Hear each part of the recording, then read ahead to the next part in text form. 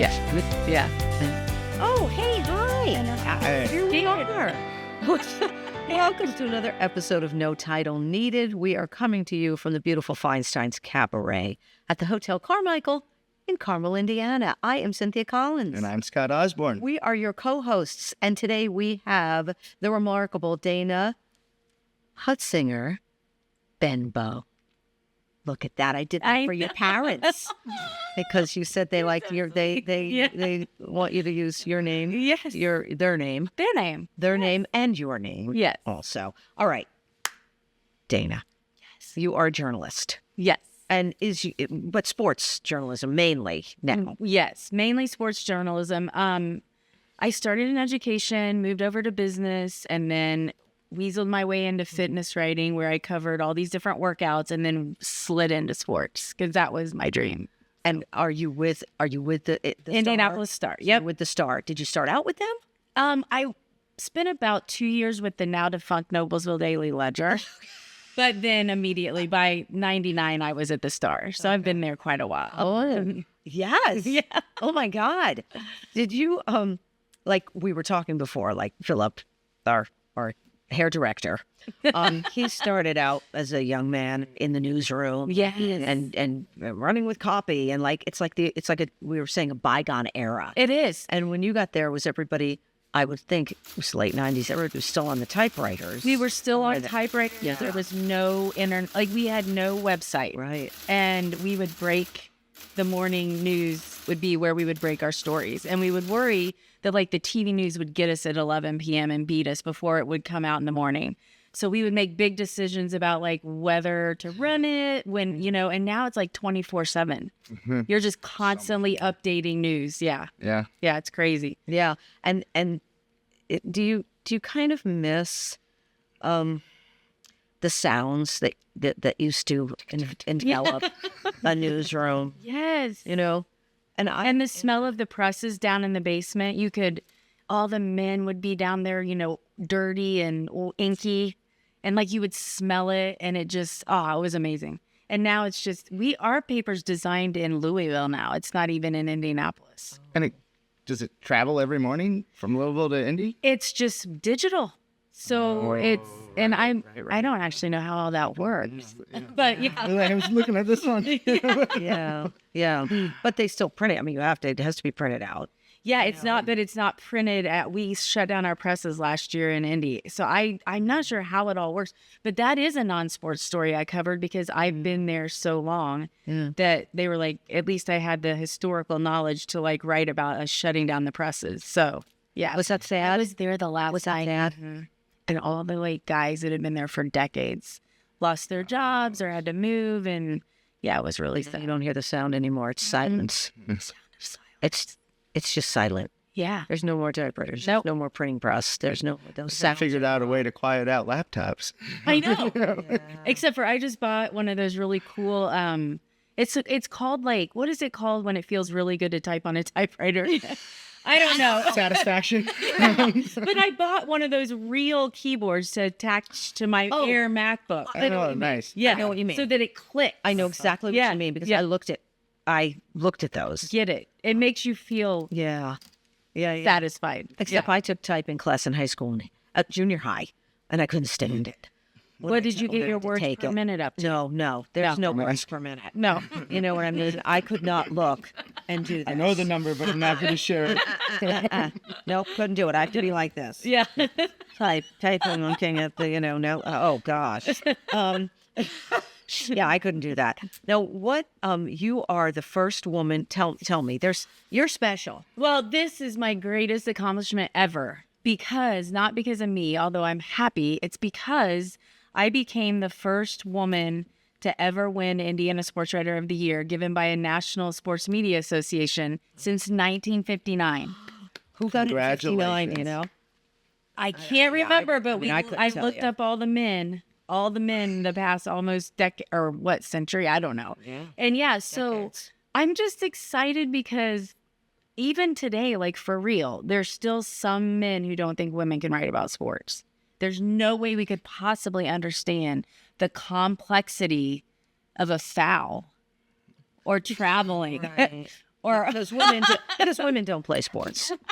I gotta say, I got a sister who is in a very similar. Yeah, your sister. She does more broadcasting. Yeah. Yeah. I have all the faith in the world of a woman being able to broadcast the sports news. Yeah. But I was thinking just women engineers, women who want to be president of the United States. Right. I just I know it's just a tiny little slither, the award I won, but I'm just thinking of little girls who are like, I want to do this and no one's done it before. Right. So, yeah. Right. Yeah. I mean, you can accomplish anything. Yeah. In my opinion, that you want when you put your mind to it. Yeah. And that's everybody across the boards. If you really want it, Yep. I think you can do it. Yeah. And obviously you did. What has been and this is interesting to me, in all the sports stories you've written and covered, and what are some of your highlights? What's the most interesting, you've probably met some pretty cool people. Oh yeah, Right? I've met really cool people, but the ones I was at the AFC Championship during the Deflategate game in New England, so I was. Oh, right. Yeah, I was there. Right. And talking to Tom Brady, and and people think that's so cool. Mhm. But some of my favorite, actually my very favorite, and I'm not just saying this because of Amy Palzak. Oh, Amy Polzak. Yes. Yeah. But the Waiting Game movie that's about Yes. struggling ABA players. We had him on. Oh, Yeah. you had Michael Hussein on? Yes. Hussein? Yes. Yes. Very interesting. Okay. Yeah. So I covered that for 8 years of all the struggling former ABA players. And I actually a guy from the NBA was in the board of directors meeting telling me when it was going to pass that they would get their pensions. And I got to break the story. And then all these guys who couldn't pay their rent or their medical bills. That's my favorite story I've done because it impacted so many, people who needed it. Right. But back when COVID hit, they knocked all of us off the sports desk because there were no sports. So I did a series where I followed, I don't know if you guys remember the Chase and Sadie story, but it was about a high school swimmer. He was on track to be an Olympian, and Sadie was a diver, and they were both seniors in high school, and he was diagnosed with terminal cancer. So they got married in high school, and then they let me follow Chase for the year. He was supposed to live 3 to 6 months, but he lived almost a year. He lived 11 months. I followed them for almost a year, traveled to the Cleveland Clinic, went to Florida. Yeah. And that one was really touching because, I don't know, it just blurred the lines between journalism and being you I probably fell in love with get close to. You must have gotten close to. Yeah, him. yeah. So it was really hard. And that must have. That's a little emotionally exhausting. Yeah. Too. I'm sure it was. Yeah. And then if he passed Yeah. away, I mean that. But Really impactful. Yeah. that's so. It's sad. Yeah. But look what you did. Well, and I feel like You told their story. And I had a lot of parents that had teenagers going through cancer that said Chase inspired them. And so that was, those are probably my two, just if you had to ask me what to put on my gravestone. Right. Yeah. Right. Yeah. Yeah. Those two. Yeah. Yeah. Well, we're gonna take a quick break. What? Yeah, I know. Time It's been flies. 9 minutes. Yeah, sure has. Longer than that. Yeah. You're Yep. right. All right. Yes, we are. Yep. We'll be back.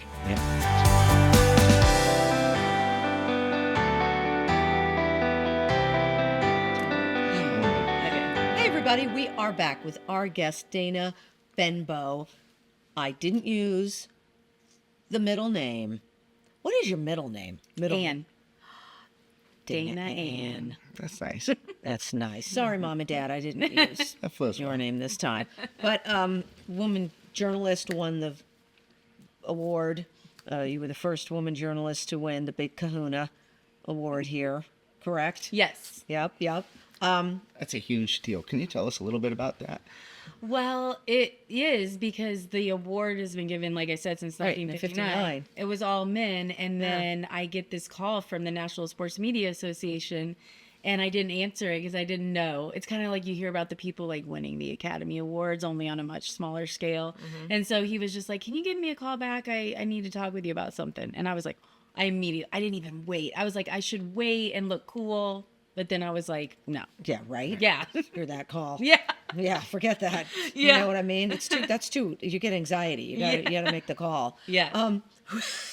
What were we we were just talking about something on the break. Well, I was a little curious about your teaching career, Oh, yeah. and well, I was curious. in your experience, what is something that is more of an impactful lesson that you have given to an individual or a classroom setting? You know what? My favorite lesson to give, and it pertains to writing, but also just life, is when I write a story, I pretend like I'm sitting right here like I am with you and just telling a friend or someone a story.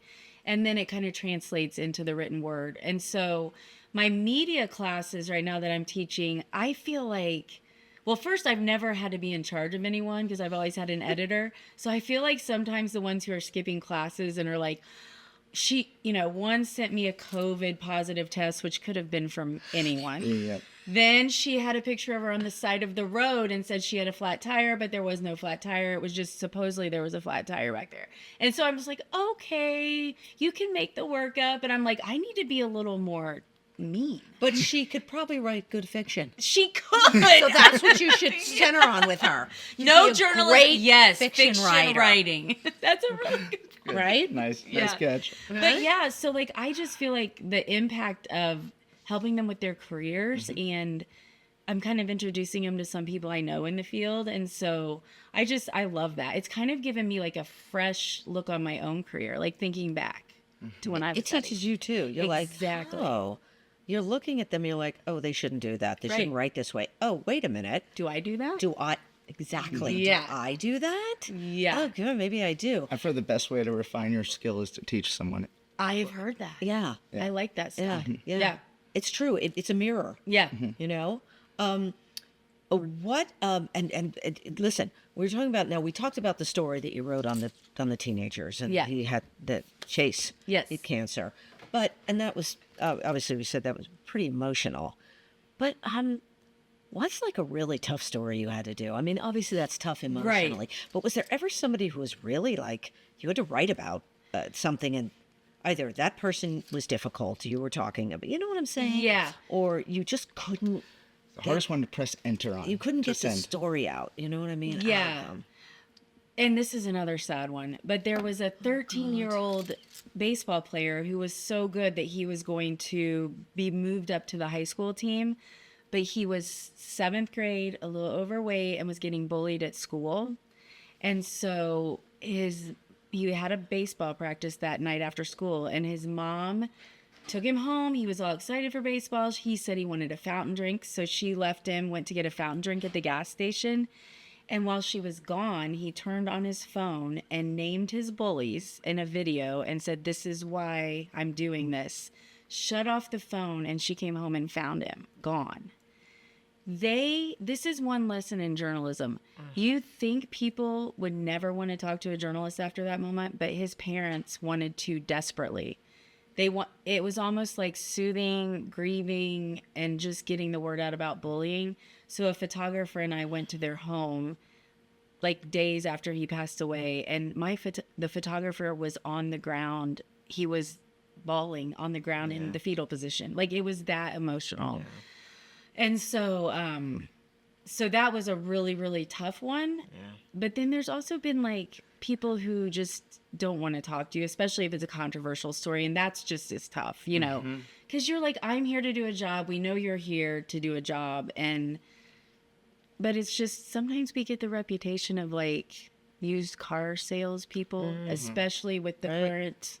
Right. When in reality, you're trying to raise awareness. Right. Yeah. So, I mean, truly good journalists who aren't there for clickbait, like as they say, just a headline to get people to click. Yep. They're still out there, and we're still busting our butts to do, work that people want to read. I think it's a trust thing too. You know, if that person, and that's difficult because you don't know these, Right. You don't know the person, but there has to be some sort of there has to be some sort of feeling of trust. Yeah. For someone to open their mouth. Yep. And talk to a journalist. And trust you to get it right. And that's right. And a lot of times, and there are, listen, in every profession, there are crappy people. 100%. I mean, and people, can't do this, can't do that, or just can't write. Yeah. I'm like, how is this person even working sometimes? But it's that fear too. Yeah. Are they going to get that right in the ink? Yep. All right. You know? The next question I got for you is, which one, to switch notes, which one do you think that you have written that has brought your readers the most joy? Ooh, I like that question. Oh my goodness. That is, I don't know. I'm seriously going to have to sit back 1 second. Joy. Let's see. Well, I'm getting ready to write one that's huge to start off the Indy 500 season. Oh. It always brings me joy. I think this is going to bring people joy. It's about a guy named Larry Biseglia, who for 38 years was he came from a junkyard where he worked in Yuma, Arizona, I think, and was the first in line every year for 38 years waiting to get into the Indy 500. And he was just salt of the earth, like not rich. Right. And the Indy like the Speedway hooked up like electricity to his van so that he could like heat up his food back in the 70s. Anyway, it's just one of those stories I think especially race lovers will find joy in. Yeah, yeah. But also just like, I mean, I just did a story on a little service dog. David Benner was the PR person for the Pacers who recently passed away, and he loved dogs. So all his friends pitched in, and they got a service dog to be trained in his honor. And the dog came to Gamebridge Fieldhouse. And, you know, those are the stories that are just like people just smile. And God, you do like human interest stuff. That's you know, what it's I- words, but it's like it's totally human interest. that's what I love. Yep. yeah. Oh my God. Yeah, you're awesome. Thank you. You guys are awesome. Were you? Hold on, real quick. Were you? Are you from here? I am. I was born and raised in Greenfield, Indiana. Okay. So like east side-ish, little bit east side. Yeah. I was there just a couple weeks ago. What for? A haircut. One of my buddies runs a... a haircut. And he Yeah, knows runs a how to barber do the salon. calic. Yeah, yeah. You know, I'm a little We're specific famous- on that. The famous Greenfield haircut. It's not a ye old head shop, is it? No, it's Michael's. Oh, okay. Yeah. My God. Dana, we got to wrap it up. Okay. Can you believe it? No, this I is like know. flu. Yeah. I know, right? Yeah. You have some great stories, and it seems like you really have a heart, you know, with what you're doing and certain stories that you do. I try. You're I just try. not going to a game and reporting. Right. You're really your heart is really in it. It's 100% in know? it. I love telling people stories. Yeah. Yeah. Yeah. Thank you so much for being here. Thank you for having really me. a pleasure I having really you on the appreciate Thank you. it. You guys are Yeah, awesome. Yeah, you are too. So thanks. Thank you for being here with us. We're happy to have you, as always. I know, aren't we? And the beautiful Feinsteins. Come on over, see a cabaret here in this beautiful space. There is a huge variety of entertainment here, and it's just such a gorgeous venue. You can get some great nosh and a fantastic cocktail. They make them great. Oh my God, the bartenders Yep. here are wonderful. Mixologist. Mixologist. So thanks a lot, and we'll see you next time on No Title Needed.